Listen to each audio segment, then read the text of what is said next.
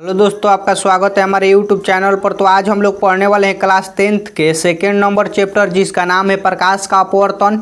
तो देखिए, ये प्रकाश का अपवर्तन का फर्स्ट नंबर लेक्चर है। तो चलिए देखते हैं कि फर्स्ट नंबर लेक्चर में सबसे पहला नंबर टॉपिक हम लोगों को क्या पढ़ना है।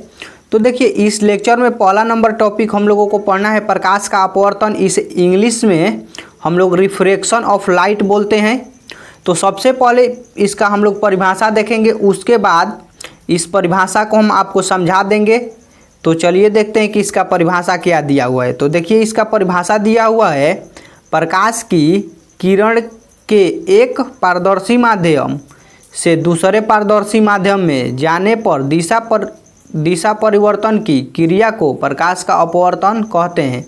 तो देखिए, प्रकाश का अपवर्तन हम लोग उसे बोलेंगे जब कोई प्रकाश की किरण एक पारदर्शी माध्यम से दूसरे पारदर्शी माध्यम में जाने पर उसकी जब दिशा परिवर्तित होगा, उसी को हम लोग क्या बोलते हैं, प्रकाश का अपवर्तन बोलते हैं।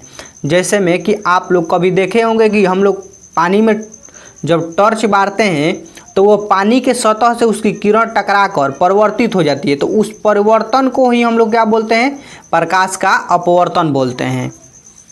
देखिए, प्रकाश का अपवर्तन की कुछ विशेषताएं हैं जो कि हम आपको बता दे रहे हैं। तो देखिए, सबसे पहला नंबर विशेषता है कि आप लोग देखे होंगे ऐसे कांच के बहुत सारे प्लेट रखे रहते हैं बाजार या शहरों में, मिठाई के दुकानों पर। तो उसमें देखिए बहुत सारे रसगुल्ले रखे रहते हैं। तो वो देखिएगा, रसगुल्ले इस तरह से बहुत सारे रसगुल्ले रखे रहते हैं उस कांच के प्लेट में। और देखिएगा, वो रसगुल्ले अपने साइज से थोड़ा बड़े दिखाई देते हैं। आप जब उसे बाहर निकालिएगा उस कांच के प्लेट से, तो वो क्या होंगे, थोड़ा छोटा हो जाएंगे।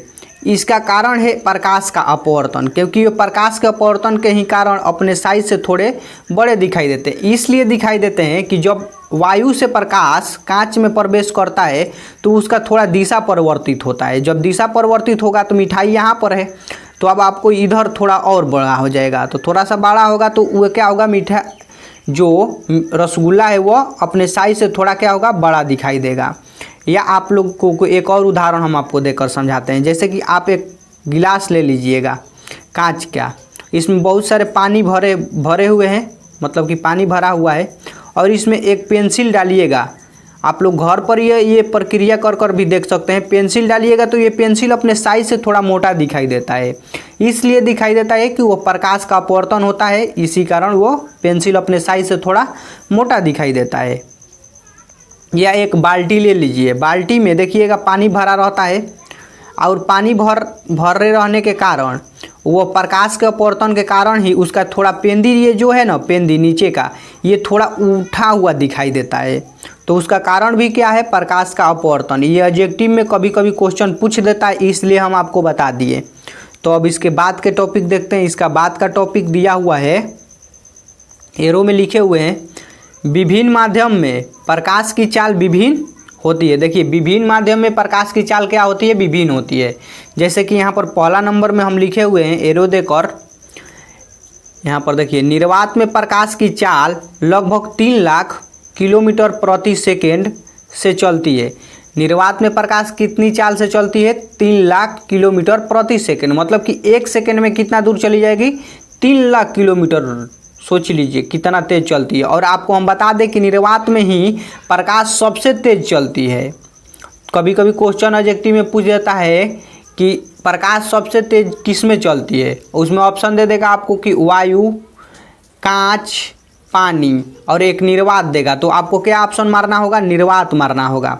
या पूछ देगा कि निर्वात में प्रकाश की चाल कितनी होती है, तो 3 लाख किलोमीटर प्रति सेकेंड होती है। तो ये ऑब्जेक्टिव में क्वेश्चन बार बार पूछे जाते हैं। उसके बाद देखते हैं, इसके बाद देखिए दिया हुआ है, पानी में प्रकाश की चाल लगभग 2,25,000 किलोमीटर प्रति सेकेंड होता है। पानी में प्रकाश की चाल कितनी होती है, 2,25,000 किलोमीटर प्रति सेकेंड। मतलब कि 1 सेकेंड में 2,25,000 किलोमीटर प्रकाश चली जाएगी। आपको हम इसलिए ये बता दे रहे हैं कि कभी कभी ऑब्जेक्टिव में क्वेश्चन ऐसा पूछ देता है, तो आपको ये याद रहेगा, तो वो ऑब्जेक्टिव क्वेश्चन आपसे नहीं छूटेगा। ये बार बार एग्जाम में ऐसे क्वेश्चन पूछे ही जाते हैं।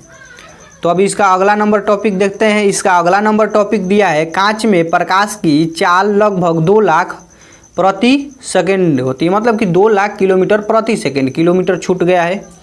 तो कांच में प्रकाश की चाल कितनी होती है? 2 लाख प्रति, मतलब कि किलोमीटर प्रति सेकंड। 1 सेकंड में कितना दूर चली जाएगी? 2 लाख किलोमीटर चली जाएगी।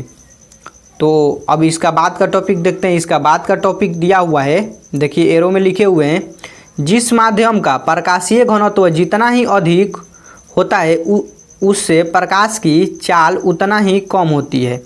देखिए, जिसका प्रकाशीय घनत्व जितना ही अधिक होगा उसमें प्रकाश की चाल उतना ही कम होगी। जैसे कि हम आपको दिखा रहे हैं, मान लीजिए एक यहाँ पर बैलून है या कुछ भी है, इसमें हवा भरे हुए हैं, तो हवा भरे रहेंगे तो देखिए इसका जो ये बहुत दूर दूर है, परमाणु जो इसके हैं अणु, वो क्या है? बहुत दूर हैं।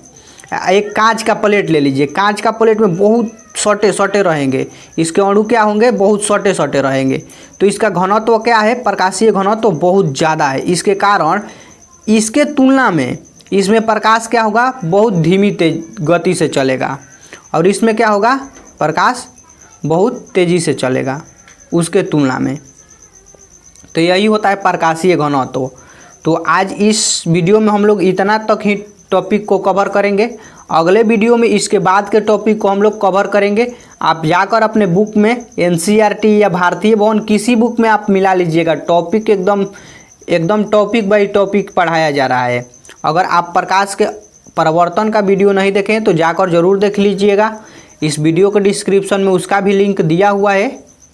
तो आज इतना ही। अब अगले वीडियो में हम लोग पढ़ेंगे कि जो प्रकाश के अपवर्तन होता है उस पर लंब, प्रकाश के आपतन कोण, परावर्तन कोण, ये सभी पढ़ेंगे। तो अगले वीडियो में इसके लिए आज अगर आप अंत तक वीडियो देखें तो आपको दिल से थैंक यू। तो चलिए वीडियो को अब यहीं पर रोकते हैं।